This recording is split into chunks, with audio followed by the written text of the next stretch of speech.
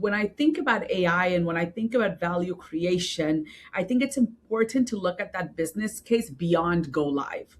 And it's more of how is this actually going to change the way we work?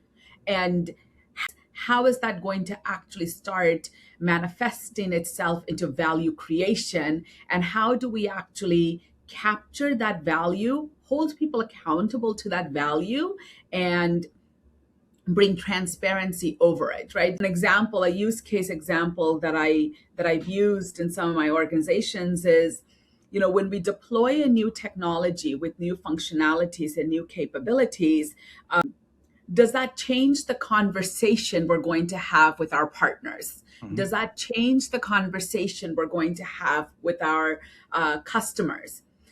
And we have to keep in mind that, especially as an executive, when you sit down with a partner, when you sit down with a customer and you have 30 minutes, and that 30 minute, if you are focusing 90% of your time talking about foundation, talking about what happened yesterday, already you're limiting the value creation that could come out of that conversation.